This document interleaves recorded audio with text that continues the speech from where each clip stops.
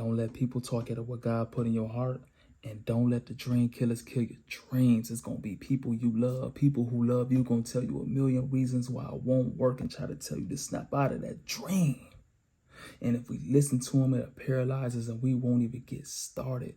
A lot of times we just got to take that step in faith and go towards our dream. And God will bless us with the right people to come in our life that will get us closer to what we're trying to get to.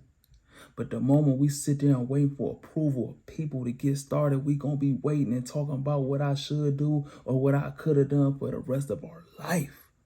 So we have to eliminate those distractions from people who got to kill our dreams and taking that first step in faith for real. A lot of times we have anxiety, depression, a lot of stress because we dwelling in the past or looking too far in the future, worrying about what happened or worrying about what's going to happen. And we can't make the most out of today because today is really a gift. And if we try to master today, get the most out of today, wake up and be thankful, then write our to-do list.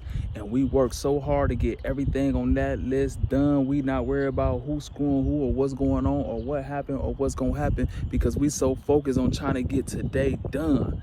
And when we live like that, it eliminates a lot of distractions and we'll be focused for real. I believe those users, those people, those get over mentalities is a thief to all progress because they're predators and they prey on people who are blessings, people who are givers, people who have good hearts. And they get over on good people so much that that good person protect and guard their heart and don't want to start being a blessing to people anymore. And what happens is that person they could have been a blessing to, they won't do it because of that get over mentality person. And that person who needed a blessing could have took that blessing and blessed the world, could have blessed thousands and millions. And that person missed out on that blessing that could have changed the world because of one manipulative get over mentality person. So for all my people with good hearts, you got to obey your gut feeling, even if it's a person who got over on you a million times. If you know it's a good person who need a helping hand or need a blessing, be a blessing. Do not let them people make your heart so cold where you don't do God's work on this earth for real. It's our own insecurities that's holding us back for real. It ain't them, it ain't they, it ain't the Illuminati, it ain't the white man. It's our own insecurities that's stopping us from working together. When we insecure, we can't even give somebody else props because we afraid they gonna think we be right. But when we secure in our own self, we know we great. We know we being the best version of ourselves. So I can give someone else props because I know I'm great. I could shine light on your stuff because it's not gonna diminish my greatness. That's secure. But when you insecure, you don't want to shine light on nobody. Scared it's gonna dim who you are. We can't even work with someone else when we insecure because we scared we stand next to this person. It's going to show our limitations and our flaws. So what we do, we try to imitate and steal everything they do and become them. So we look like we better than what we really are. But instead, we got weaknesses and they got strengths and we got strengths and they got weaknesses. And we should come together and make a powerful team. But instead, we want to compete and there ain't nothing but insecurities. And we can't blame no one else but us for our own insecurities for real. We so arrogant, all we do is condemn, all we do is stone, all we do is judge, and all we do is tear down, knowing we probably do the exact same thing or something similar. Like we are perfect. We want to point out somebody's flaws, knowing we got flaws. It might be a little different than their flaw, but we got flaws. It was this part of the Bible that was so profound to me. These men was about to stone this lady. They caught her in adultery or something. And they tried to trick Jesus up. And they said, Jesus, according to the law, we supposed to stone this lady. And Jesus ain't argue. He ain't go back and forth and debate with them. He said, those without sin, throw the first stone. And one by one, all the men drop their stone because they know they got sin too. And we sit here on this internet and nitpick and tear down everybody knowing we do the exact same thing or we got our own issues. So a lot of times we need to humble ourselves because those without sin throw the first stone for real.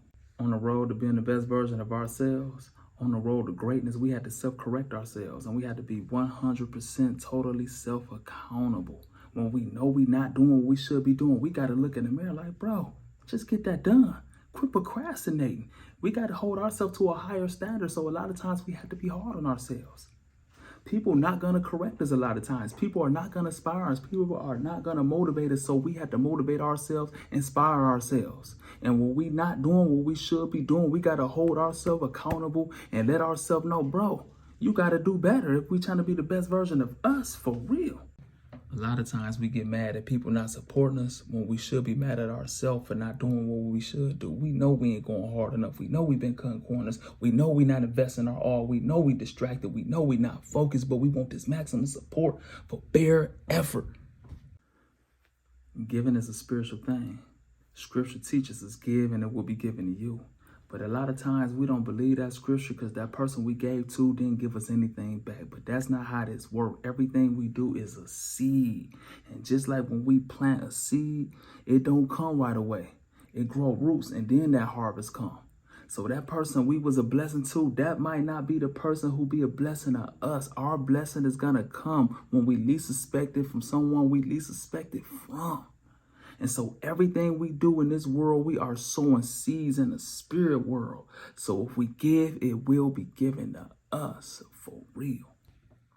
A lot of times we wait on the right time and the right time will never come. We should just get started taking that step in faith, but we sitting there waiting for the approval of people or waiting for the right amount of money or waiting for the right time. And what happens is we sitting there not doing anything. It was this quote I took from Will Smith's book that Quincy Jones told him. He told him, no paralysis from analysis. And a lot of times we sitting there analyzing everything. And while we analyzing, we sitting there paralyzed, they ain't doing nothing. And somebody jump right in and take our opportunity.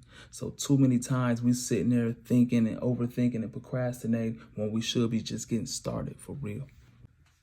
We can't be the best version of ourselves, always thinking about what somebody doing is wrong. If we looking to criticize everybody else, we looking to judge everybody else and tearing other people down, how can we be the best version of ourselves? Because our focus on everything else and everybody else except ourselves. Knowing we probably got the same flaws, we sit there and nitpick and point other people's flaws. What kind of work you doing on yourself when you go on somebody's page who you disagree with or somebody you don't like and get in their comments and bash them or want to argue and debate with them? You was not being the best version of you if you sitting there got to nitpick and point and tear other people down. And so we got to focus on ourselves. What we doing wrong? Am I thinking right? Am I speaking right? Am I doing right? Am I not cutting corners? But we cannot do that if we focus on what somebody else is doing wrong for real. When we're trying to be the best version of ourselves, it requires so much focus, so much self-reflection and self-correction. We had to focus on what we thinking about, how we speaking. Are we being a decent person? Are we working hard enough? Are we not cutting corners? And we cannot get any of that done if we worried about what other people are doing. If we worried about all the celebrity gossip, who's sleeping with who got more views, who got more money, that ain't nothing but a distraction that will distract you from what you need to get done. And so while we walk in this journey trying to be the best version of ourselves, we need to focus on ourselves and not what everybody else doing for real.